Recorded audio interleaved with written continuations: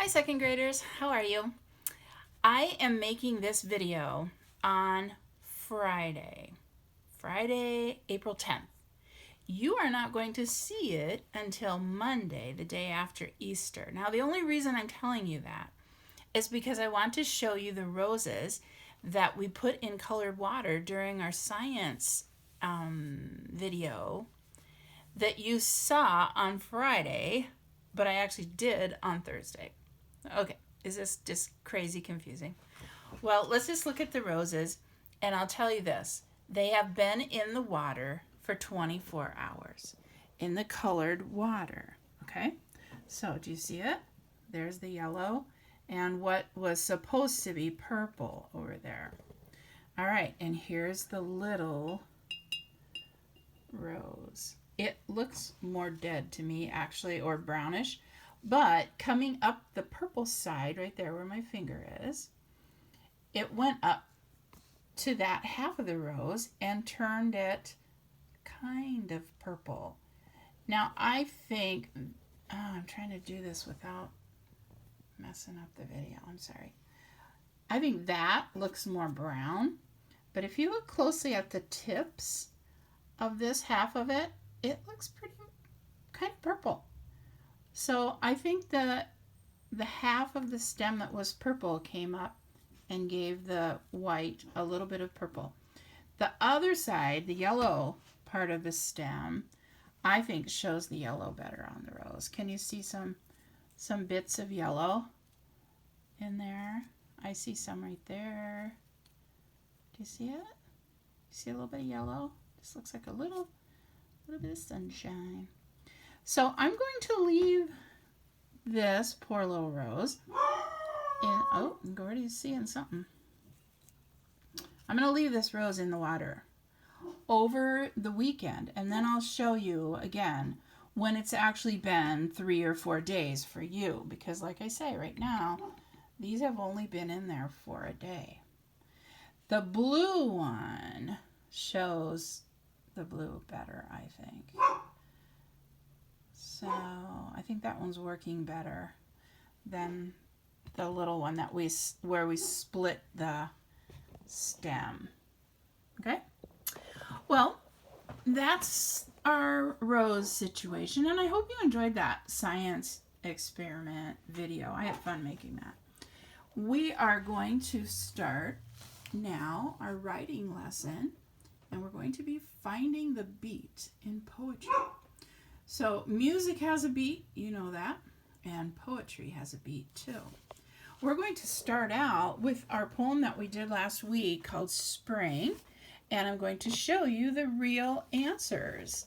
Some of you got them all right in my class. Now, I don't know how Mrs. B's class did and how Mrs. Tater's class did, but you can listen and remember what you wrote for your answers and see what you got right.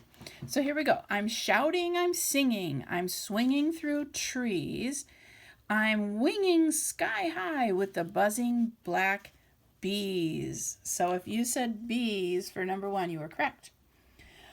I'm the sun, I'm the moon, I'm the dew on the rose. I'm a rabbit whose habit is twitching his nose. Did you say nose for number 2? Very good. I'm lively, I'm lovely, I'm kicking my heels. I'm crying, come dance to the freshwater eels. A lot of you wrote seals, which was kind of a good guess, but eels would live in freshwater. Freshwater is like rivers and brooks and streams. So that was what the author chose. Let's keep going. I'm racing through meadows without any coat. I'm a gamboling lamb. I'm a light leaping goat. Raise your hand if you said goat. I think a lot of you did. I'm a bud. I'm a bloom. I'm a dove on the wing. I'm running on rooftops and welcoming spring. And that's what we're seeing outside. I haven't seen any bees yet. Have you? I have not seen any roses out yet, but I sure have seen a lot of bunnies twitching their noses. I have not been to the river, so I haven't noticed any eels. I have seen pictures of goats on Facebook and stuff like that, some little baby goats, but I haven't seen any myself. But this is the time of year that they would be born. So that was our poem from last week. Now, like I said, we're going to be looking at the beat in poetry. And you've probably already noticed the beat in the poems that we have read, and you just didn't really think about it. So now we're going to think about it. We're going to start with a few poems, and then I'm going to give you an assignment to find the beat. So here's what we're going to do.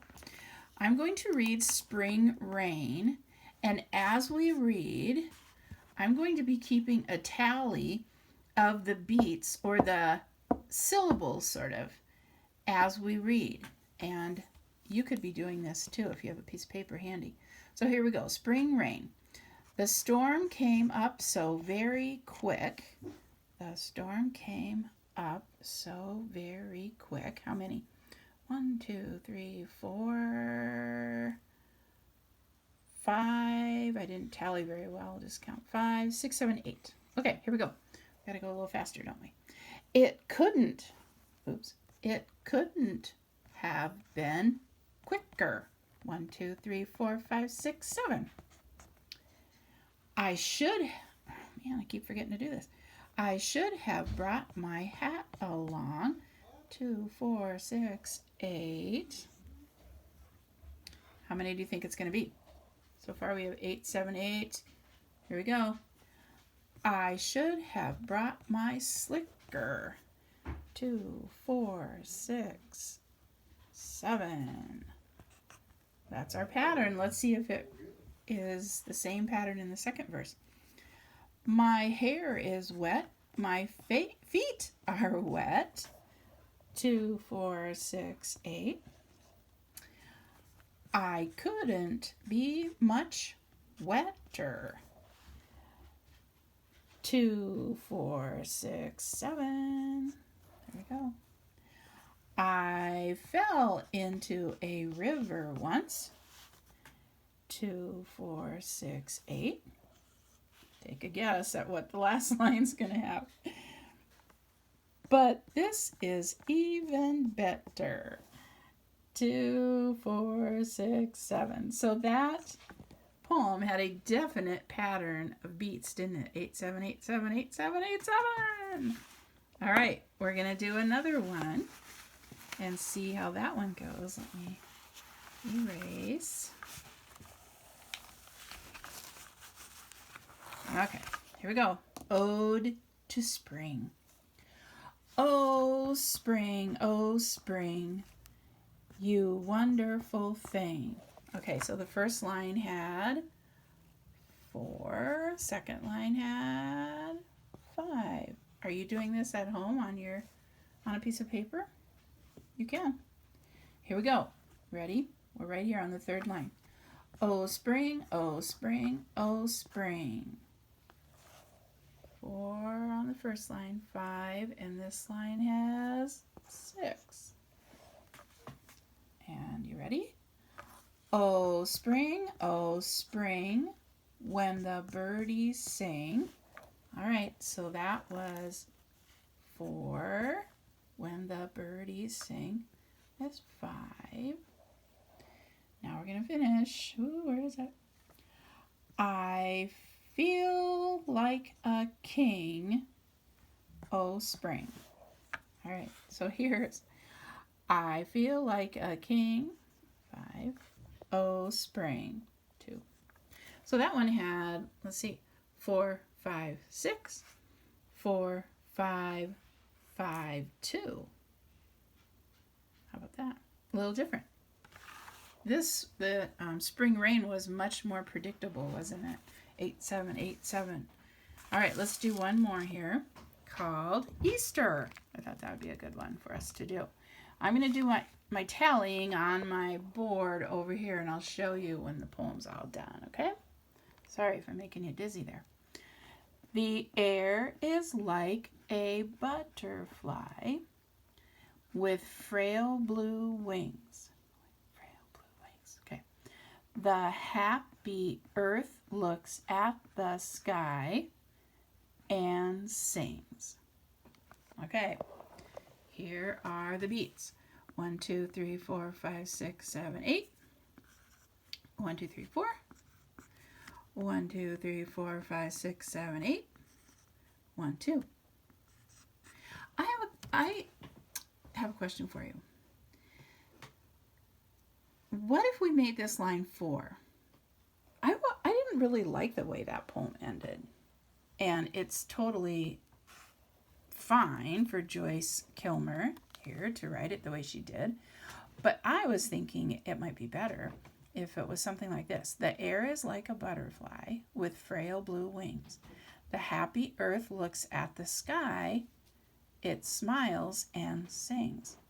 Then you would have 8, 4, 8, 4.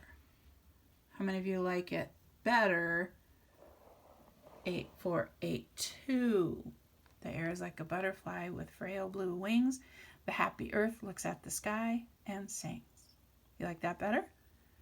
Or the happy earth looks at the sky, it smiles and sings. It's just something to think about. So the beat in poetry is something very important that makes poems more interesting, I think would be the word. Now, your assignment is going to be to count the beats on this poem. So I'm going to do one line with you, and you're going to do the rest on your own. So here we go. There once was a man named Ed. All right? And then you count it up. 1, 2, 3, 4, 5, 6, 7. Write the number. Okay? Maybe you should even circle the number so it's clearer. All right? You'll find this picture on the activity, and however you want to do it is fine. If you want to write on here and put your answer over here, that's fine. Or you can just write the numbers in a line on a piece of paper at home and send them, and I'll know what the numbers should be, and Mrs. T and Mrs. B will also know. All right, does that make sense? So you're going to read each line and put a tally mark with each beat or each syllable and see if there's a pattern. Maybe there will be. All right, I hope you enjoy reading the poem about a man named Ed. Have a good day.